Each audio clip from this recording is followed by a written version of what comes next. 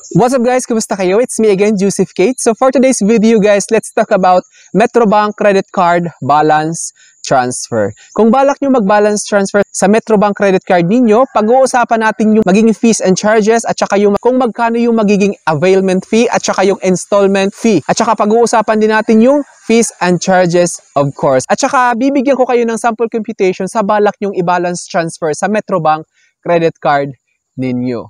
Pero bago yun, nais muna kitang imbitahan na mag-subscribe sa YouTube channel ko kung bago ka pa lang kasi marami pa po akong i-share ng mga tutorials, knowledge, and experience of mine in the future. Kaya naman huwag niyong kalimutan mag-subscribe para updated kayo lagi sa mga vlogs na i-upload ko. Yun lang po at sobrang maraming salamat po. Unang-una guys, ano nga ba yung ibig sabihin ng balance transfer? So kapag balak niyo mag-balance transfer guys sa Metrobank credit card ninyo, ang mangyayari kasi guys is yung balance transfer is from your other credit card. Ibig sabihin, meron kayong isang credit card which is gusto nyong ilipat yung balance or yung outstanding balance sa Metrobank credit card ninyo. Halimbawa, hindi nyo na kaya bayaran yung outstanding balance sa isa yung credit card kasi medyo malaki siya.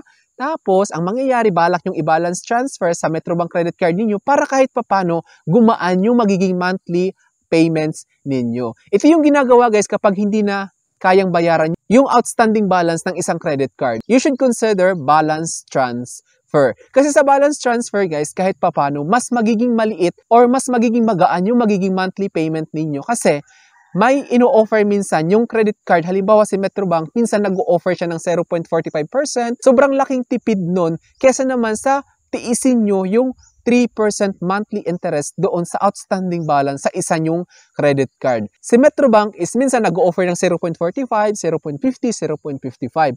Mas malaking tipid pa rin talaga siya compared sa 3% monthly add-on interest kapag hindi nyo binalance transfer yung outstanding balance ninyo sa isang credit card. Siyempre, kapag nag-balance transfer kayo, kaakibat niyan ay fees and charges. Nandyan yung availment fee, yung installment fee, at saka yung interest charges, which is minimal lang naman. Mas makakatipid pa rin talaga kayo compared kung magstay lang kayo dun sa 3% sa outstanding balance ninyo sa isa nyong credit card. So ito guys, nakikita yung Metrobank, you're in a good hands. So ito guys, example ito ng promo ni Metrobank credit card. Nakalagay kasi ends in 40 days. Ibig sabihin, pa-end na yung promo na to, which is, ito yung gagawin kong sample. Halimbawa kasi minsan nag-o-offer ng 0.55%, 0.45%. Mas mababa pa dito sa existing promo nila. Hindi naman sila nawawalan ng promo guys, kasi yung regular monthly interest ni Metrobank guys is 1%. So ito ngayon, 0.55, meron namang 0.75, may 0.79, depende siya sa offer. Get our lowest balance transfer rate at 0.55% for 12 to 36 months. So hanggang 36 months yung pinakamatagal na terms of payment nila. Promo mechanics, it's because nga naka-promo sila. All new applicants and existing principal card holders who are in good credit standing. Ibig sabihin, wala kayong lapse payment. Dapat good payer kayo. May apply to transfer outstanding balances inclusive of finance and other fees and charges. Of course, tulad ng sinabi ko, kapag balak nyo mag-balance transfer, may fees and charges talaga siya from non-Metrobank credit cards to a Metrobank credit card. Then, promo is valid until March 31, 2025. So, huwag kayong mag-alala guys, kasi kahit lagpas na sa date na yan, may 1% regular interest. Kasi yung regular interest nila guys is 1%. So, kahit mag-end na tong promo na to na 0.55, pwede pa rin kayong mag-balance transfer. Ngayon, kapag after nitong March 31, 2025, hindi na to applied itong promo nila. Pero, huwag kayong mag-alala kasi nag-o-offer ulit ng panibagong promo si Metrobank. Number 4, to avail, cardholders may contact Metrobank's contact center. So, ito yung contact center nila guys.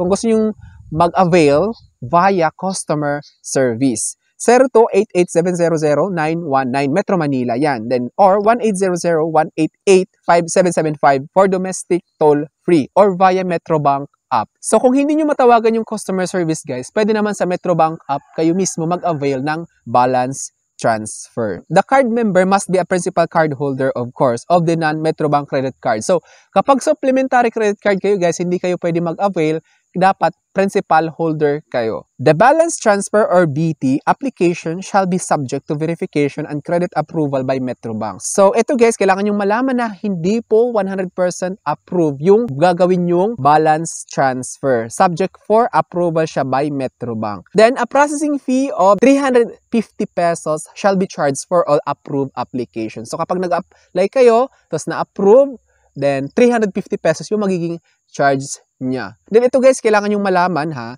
na yung approved balance transfer applications shall not be eligible to earn reward. So, kapag nag-balance transfer kayo, huwag kayong magtaka kasi hindi po siya kasali na makapag-earn ng points. At saka kung may promo kayong hinahabol o may spending requirement kayong hinahabol, hindi po siya kasama ha. Then, eto pa, if the card member chooses to accelerate the installment contract with Metrobank, ano ibig sabihin nito? Kapag gusto nyo nang tapusin, gusto nyo nang bayaran, halimbawa nagkapera na kayo, babayaran nyo na, with or without advice, a pre-termination fee of 550 pesos or 5% of the remaining principal balance, whichever is higher. So, kapag gusto nyo nang bayaran, yung natirang amount, 5% nun yung babayaran nyo.